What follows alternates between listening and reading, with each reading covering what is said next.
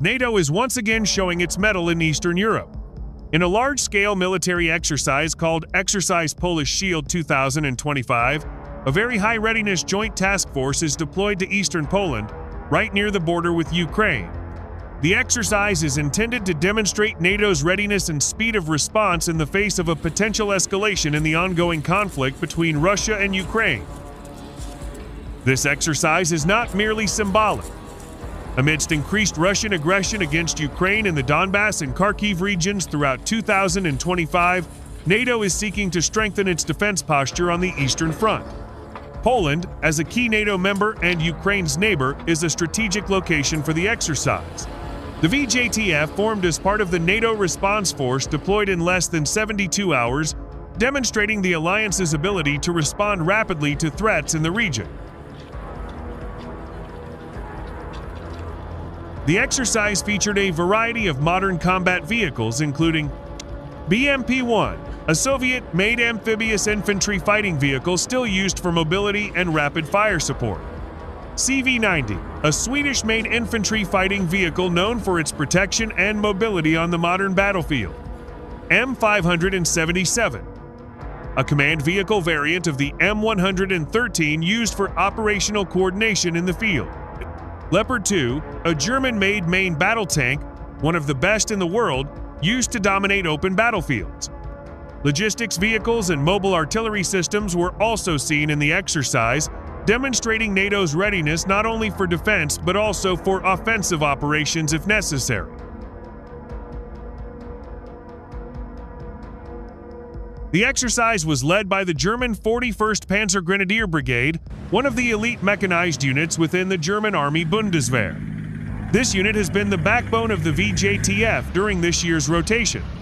They specialize in mobile combat, urban terrain control, and full integration between infantry, artillery, and combat vehicles. The brigade commander, Colonel Jörg Niemann, stated, "We are not just training. This is a clear strategic message. NATO is ready to act anytime, anywhere." In response to the exercise, Russia conducted additional air patrols over the Kaliningrad exclave and mobilized several S-400 air defense missile systems. The Kremlin accused NATO of provoking conflict and escalating tensions on Europe's eastern borders. However, NATO Secretary General Jens Stoltenberg emphasized that the exercise was defensive in nature. NATO does not seek confrontation, but we will protect every inch of the alliance's territory. With the Ukraine-Russia conflict now entering its fourth year with no signs of abating, steps like these demonstrate that NATO is not merely reactive. They are actively building combat readiness, both to defend alliance members and to prevent the conflict from spreading beyond Ukraine.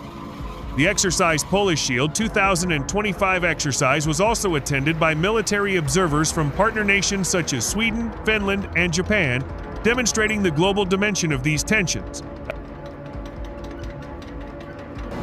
The presence of NATO VJTF troops and heavy equipment in Poland demonstrates that the alliance continues to strengthen its defenses amid the ongoing crisis in Ukraine.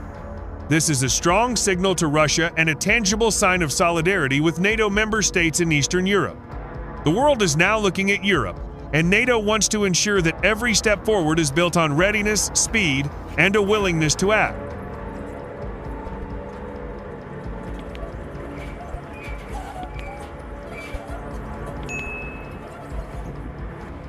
Exercise Polish Shield 2025 is not a single military operation. It is part of NATO's broader strategy to expand and strengthen its military presence in Eastern Europe. Throughout 2025, several NATO countries have increased troop contributions to frontline countries such as Estonia, Latvia, Lithuania, Slovakia, and Romania. For example, the United States has extended the deployment of its 3rd Armored Combat Brigade in Poland. The United Kingdom is strengthening Battle Group Estonia with additional self-propelled artillery systems and surveillance drones. Canada and France are rotating troops in Latvia and Romania, demonstrating that their commitment to collective security remains a top priority for the alliance. NATO is also enhancing its intelligence and surveillance capabilities. During the exercise, RQ-4 Global Hawk and E-3 Ampere WACS surveillance aircraft actively flew over Poland and the Baltic Sea to monitor Russian activity and test interoperability between multinational forces. Commercial and military reconnaissance satellites were also deployed to observe Russian troop movements on the Belarus-Ukraine border, which has reportedly seen increased logistical activity in the past 2 months. For Ukraine, this NATO exercise is a crucial form of strategic support. Although Ukraine is not a NATO member, it has forged a close partnership with the alliance through cooperation programs such as the Enhanced Opportunities Partnership. Ukrainian President Andriy Yermak expressed his gratitude to NATO. "We appreciate this exercise as a strong signal that Europe has not forgotten Ukraine. This is not just about weapons, but about the willingness to stand together in the face of aggression." Ukraine also used this momentum to conduct counter-offensive operations in the Zaporizhia region and around Kherson, with intelligence support from NATO countries.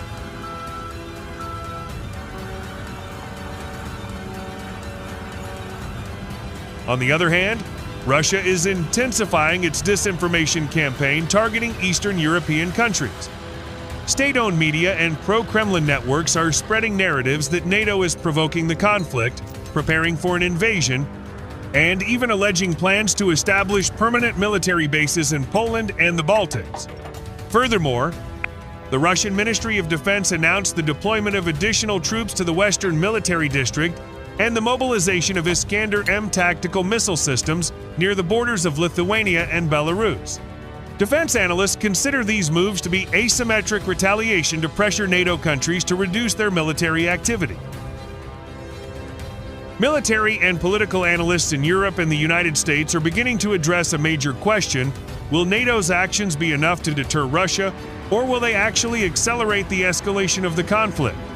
According to Dr. Katarzyna Nowak, a Polish military strategist, NATO cannot simply react. Combat readiness must be accompanied by a diplomatic strategy.